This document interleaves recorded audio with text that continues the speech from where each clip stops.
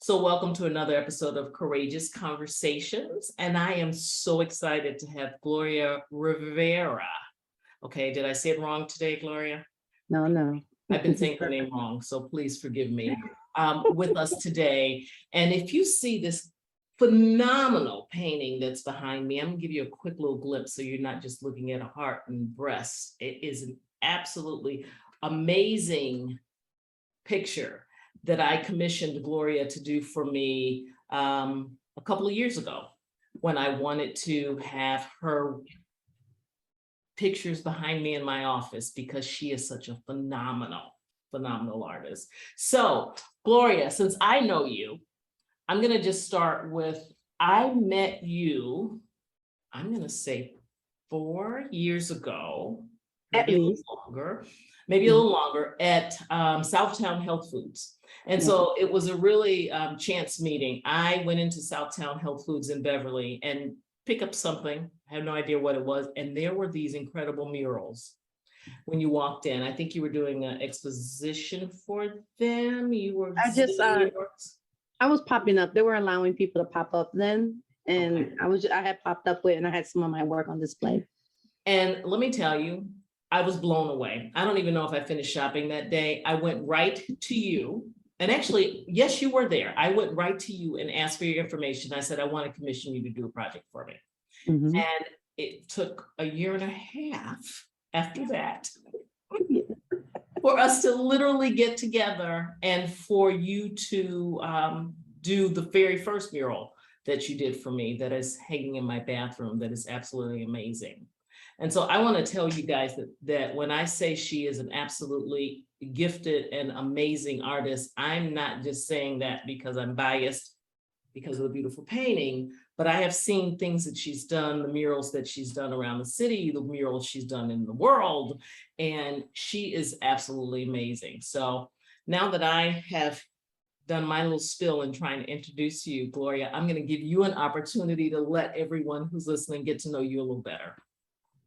Well, okay. Thank you. First of all, I appreciate you inviting me to do this and giving me this time. So my name is Gloria I Riviera. I'm a Chicago native, born and raised on the South Side. And my art is self-taught. So I am a fine artist, muralist, and I also facilitate workshops, and I'm a teaching artist on contract from time to time as well. And professionally, I would say I've been doing this for about almost 6 years now. I've been doing the fine art for about 6 years, and it's been maybe about 3, close to 4 that I've been doing mural work. And I'm enjoying every moment of it. What's the difference between fine art, mural art? You said you were specific to say fine art. So help me and everyone else understand what that means, please. So the pieces you have, every piece that you've commissioned or purchased from me is a fine art piece. It's a wall piece that you hang up. Oh, okay. It's a piece that can be detached from the wall and you can move it around, where murals are applied directly to the wall. Okay. So how long have you been painting, Gloria? It's one of those where it's like since I was a kid, I was always playing around and drawing and doodling and just being very creative. Mm-hmm. But in regards to actually focusing on making it a big part of what I do now, mm-hmm. Like I said, it's been about 6 years, roughly 6 mm-hmm. years, and hard to really put a point on it. But if I had to, I would say it's been about that mark. So one of the things I really would love for you to discuss with us today is how you took your passion to make it your purpose. Because as you said, about 6 years ago, you decided to invest in you and to start creating your business. And I love, like me, your business is your name. So you are your business. That is what you do. So what made you decide that you could take that leap of faith and just decide to try and figure out what you needed to do to best serve you? Well, I would say one of the biggest ones. So I would start off by first saying is about 10 years-ish, 7 years ago, mm-hmm. I started painting, just randomly painting. Mm-hmm. And I had created about maybe 10 pieces. And somehow some show came up. I had done maybe a couple of shows here and there. It was kind of just off. I popped up, whatever. but a specific show called Pancakes and Booze came up. I like that. It's actually, they travel nationally and I actually think Okay. internationally, and they show up twice here in Chicago. Okay. And it's kind of like an underground up and coming show, but it's huge for artists, but it's like for up and coming artists. Okay. And you basically, let's say you have 10 pieces, you pay to hang 10 pieces, Okay. and then whatever you sell, whatever you make, you have to hang your own work, you have to take care of your own work, whatever you sell goes. So back then, before COVID, it was a 3-day weekend. So Friday, Saturday, Sunday at Reggie's. Mhm. And by Saturday night, I had sold out of practically almost everything I had. I took 7 originals with me and several prints. I had sold out of all my prints. And by the end of that weekend, I only took home 2 originals. And in that weekend, I had made more than what I would often make in a 2-week pay period. There you go. And Bing, bing, the bell went off. there was a bell there, like, how did this happen? Like, it was just one of those moments where like, this was surreal. And I went in not really expecting anything. I just wanted to have fun. So that was a big seed that was planted that kind of led on to me moving forward to where I'm at now. I love that. I love that story. You say it was a big seed. I wonder if there was a part of you that thought, I'm as good as everyone else. I'm going to put my work out there and see what happens. I know you weren't expecting to sell out like you did, but I bet there was a part of you that said, I'm going to give it a try. I'm going to see what I have to offer. Probably in the back of my mind, like from what I recall, it was more like, let's just see. But there probably was an element of, let's see what happens beyond just, I'm just doing this for fun. Mm-hmm. Did someone invite you, or did you see it and decide you were going to enter, or how did you decide to do that? I honestly, I don't remember. What I do remember is this: during that time, although I didn't have much faith in what I was doing, I knew I really wanted to do this. And it was kind of like big dreamer, but my self-worth, like, this can happen.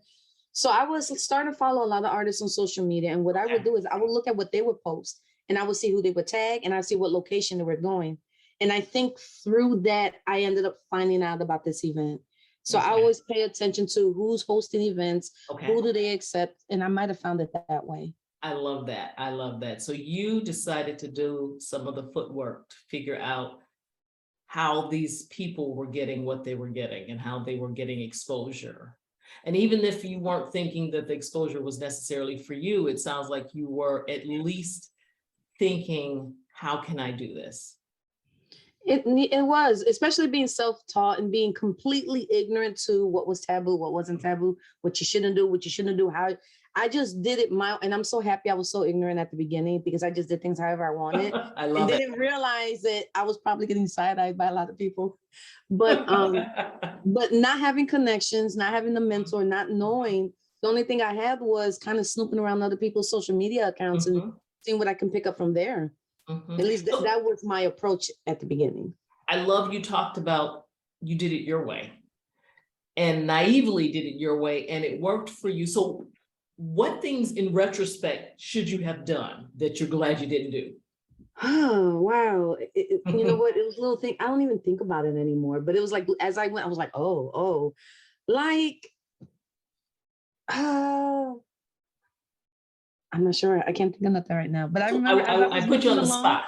But the reason I asked that was because I think that other people who are listening who might have a talent and a skill and a gift might hear that and go, oh my God, what should I not do? And so I love the fact that you didn't know enough to not do it, but you knew enough that your passion was driving you, that this is something that you knew was for you. Yeah. I love it. How, I'm assuming, huge assumption, that while that very initial exhibit that you had was lucrative, that there have been some dry moments when you had to figure out another way to pay the bills. Would that be accurate? Yeah. So I said once, and someone told me that I should alter the way I use my words and when I say this, but I call that my beginner's luck moment. Okay. And someone says, I wouldn't look at it necessarily as beginner's luck because you had the talent. But I use that reference to say that you have that moment to see that it's a possibility, but now you got to do the work to actually get back to that point, right? Absolutely. And there's a lot of momentum that you have to build up to get back to that point. I mean, I have only lived solely off of what I do as an artist now for about 2 years. Prior to that, I had a full-time job that I was doing during the day, come home tired, and then started creating and trying to figure out how I'm going to attend these events when I had another job. So for most of that so far, I had another job the whole time. Okay. So what made you decide to take a chance on you? Because, you know, it's easy to say I have a full-time job and I'm going to dabble in this, but you did it the other way. You said, I'm going to make my full-time job not a job and make this my gift, my passion, my job. So what made you do that? What catalyst was there? What made you get the courage to do that? For me, honestly, it was the whole 2020 saga that we all dealt with. I kind of got pushed into it. Okay. I got pushed into it. And I'm happy because had I not, I think I was still, I don't know. I think I still may be kind of dabbling with the fear. But it was one of those where I had no net and it was just jump and see what happens because I left out of the country during COVID. Well, right before COVID, got stuck out because of COVID, lost the job that I was on leave on because I didn't come back. But I was supposed to only be gone out of the country for 3 months. I ended up being gone for 9. And it felt like I needed that 9 months to really detach from all of the habits, all of the, like, let the some of the limiting beliefs that were holding me back kind of fade away. So when I came back and I didn't have a job and it was like, it was just one of those, let me see how long I can actually work on doing this without having to work for someone else. And that's been it since then. So I would say COVID, I know it's been a very dark time for a lot of people, but that really is what helped push and change things around for me drastically. So it pushed you out of your comfort zone and made you decide to invest. And I just use that word because I think that that's one of the things that we often don't think of when we decide to invest in our passion, that we're investing in ourselves and that we're investing in the gift and gifts that we have. And the same way that we'll take a chance with an employer and try a new job opportunity, we often do not try the opportunity of ourselves and investing in ourselves. So I love that. What obstacles have you had to overcome, or are you still working to overcome as a self-taught entrepreneur who sees, as you said, other people doing other things and you have to do this for yourself so that you can make your living? What obstacles have you run into?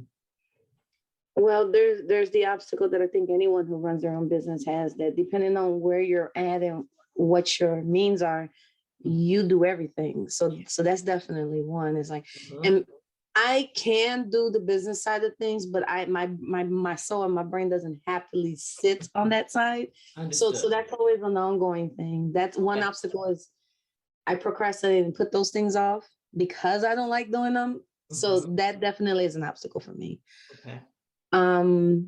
Another obstacle would be a component of that is, especially right now, there's a lot of funds out there for the arts because of a lot of things that have been happening. So they're really pushing arts and artists and creative endeavors, but you have to apply for these things. And these things often involve, like, if it's not a grant, there's at least a grant format kind of submission that you have to provide.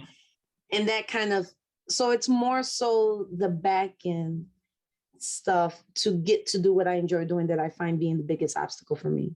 Okay. What's on the horizon? What things do you have? I'm going to ask you at some point in time to describe this painting because I'm sure that everyone who's looking at it is going, okay. So I'm going to let the artist describe it. But what's next for you? What are you doing? Where can people find your work? What's on the horizon for you? So currently, I actually have work displayed in a few things. They're all small businesses as well. So some of these people I know personally, and some are more associates throughout Chicago. There's a studio called A Plum in Bridgeport that currently holds, and they're like an event space also. So my work is hanging up there. There is a salon actually in Beverly on 95th that has some of my work as well, that's Okay. decorating their space. And Okay. a couple other things. In regards to murals in the city, all of my murals right now, because I have a lot of networks that I work with in the Okay. Inglewood area. So a In lot of the, say that again, in the Inglewood, English Chicago. area. That is wonderful. I have murals there as well that can be seen, that I've done in through the request of organizations as well. Okay. I love that. I love that your work's all over. Are you having fun? I am. Are you living your And best life? I am. I'm still working, figuring that part out. But I would say, and the reason why I say that is because I beat myself up a lot. I Mm, beat myself up a lot, and I'm really hard on myself. And I'm still working on that part of being grateful and acknowledging what I have done while I'm trying to like learn from whatever mistakes I make. So I get real hard on myself with that. So beyond that, yes, it feels really good to kind of, to a certain extent, depending on what projects I'm working on, kind of have my own schedule. And I have to worry about, oh, I got to absolutely. get up early in the morning, go to Absolutely. traffic. I enjoy that. You know what? I love that you said that you're hard on yourself, because I think that one of the things that we often do is we downplay not only our gifts and our talents, but we also look for this wonderful word called perfection and inventing the life that we want, knowing there's no playbook because it's ours. So the only Right. person who can tell you what you're doing right or wrong is you. So I'm so glad that you are at least acknowledging that, and that you realize that it's not serving you. Because Mhm. I look at your work and, I just look around my office and in my home, and I am just mesmerized by the things that you have done and the things that you've created. And Thank you. it saddens me to hear that you don't realize how absolutely amazing your artwork is, because it is absolutely amazing. So I I, appreciate it. I hope that you get some love from the community and from the people who are listening, that, they see the gift that I saw and see. And I that, would say I'm really blessed to definitely have that. Like just the different circles that I have. I constantly have people that are like, Gloria, what's wrong with you? No. And they're helping me. And I have adjusted quite a bit. So I have my moments where like, yeah, I did that. And then of course, I love but it. then of course that talk comes back. It's like, oh no, but you could have did this. So it's a work in progress. I get, well, as I'm drinking some water from a Gloria mug, as you see, I'm a convert. I jumped the Kool-Aid because I love all of your work. And I think that you're absolutely amazing. And I am so grateful to have pieces that I know in years will be amazing. People will be looking for my unique and one of a kind pieces. So I'm going to ask you, if you don't mind, can you tell what this is, why you created it, and just give a little insight into it. I'm going to try and hold my monitor so they can see the entire effect. So excuse my looking at my nose. I'll give you my eyebrows instead. So this piece, there's actually a lot of symbology in this piece, but I created it thinking always in the back, among other things, made the base of what I wanted to show was what you did in your work and how you assisted others and what that process symbolically can look like. So overall, this image is symbolically showing the process of someone working through the things that are difficult in their lives and understanding, what that healing could look like, what the entire process looks like. So the frame that she is holding, if you notice it, she's broken through it and she's cracked the frame. It's about breaking the framework and the box that we sometimes put ourselves in and realizing that we can extend beyond that. And it's only a beginning of it. And actually, and she herself is like representative to be a willow tree, because the willow, the tree, the roots of the willow tree are actually quite evasive in certain ways. So it's about grounding, finding your space, and not being worried to do so, and understanding how you need that foundation so that you can sprout and grow. And then there's just a lot of little pieces there that are all representation of, you know, finding the pieces, picking the pieces, understanding that things aren't going to be perfect and that everything is a process. I love it. And I'm going to just share, Gloria, that when I asked you to do this piece for me, I didn't give you any directives. I asked you, I told you a little bit about who I was and what I do. And I asked you to do you. And you looked at me, I'll never forget, you looked at me with these wide eyes, you were like, what? I said, yeah, because I really feel that when you give an artist the space to create, they do that without my limitations of what I think I want. And I think the only thing that I will say is in there is that beautiful red cardinal. And actually, there are two things, the cardinal and the word authenticity, because that is the framework that I hope that I coach people to live their lives with authenticity, because there is only one you. And if we can't be authentic and value the gifts that we have, then who else will do that? And so my cardinal, sorry for the back and forth, but my cardinal symbolizes my mom.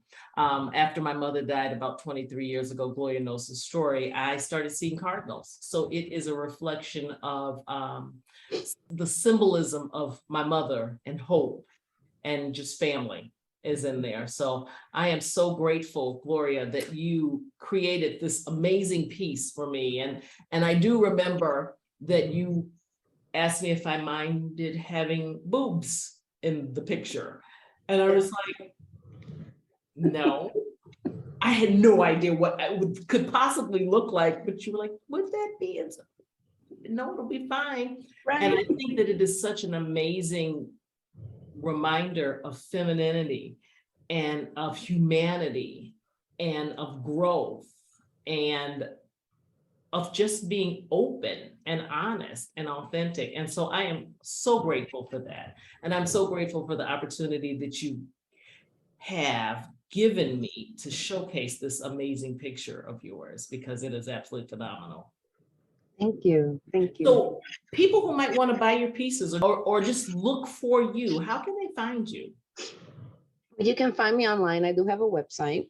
And through the website, you can find a few different things. So on the website is Gloria I Riviera.com. So and I'll have it linked below so that they'll be able to just click on it and get a direct access to you. Thank you. And then on there, you can link onto my Instagram, my Facebook, my LinkedIn, my online store, and there's a few other things on there as well. Excellent. Leave us with a few parting words to some budding entrepreneur who's also an artist, whether it's in the medium that you're in or in a different medium, who is struggling to decide to take the time, energy, and effort and take a chance on themselves. What would you say? I would say start doing it even if you feel that you're not fully ready. Okay. Show what you have and build from that. And I would also say, don't get stuck into what I am fortunate to not even realize I was ignorant to, what the do's and don'ts are. Mm-hmm. If you are aware of them, definitely, take note and use it when appropriate, but don't let that hold you back either. Okay. I can't wait to see some of the new projects that you have, because you told me you got a lot of new things in store for 2023. So I can't wait to hear about the amazing projects that you have in front of you. And I thank you for taking time out of your busy schedule, because I know you're painting, which is why I know you put your white shirt on, because I know that you're knee deep in paint and some new projects that you wanted to do. But I really am so grateful that you took some time to share your passion with us and to share the reason that you let your passion become your purpose. Because hopefully, regardless of what our passion is, we realize that if we don't invest in us, no one else will. So thank you again, Gloria. Thank you guys for listening and having the opportunity to showcase another entrepreneur who is letting her passion become her purpose. So thank you for listening to Creative Conversations. Thank you.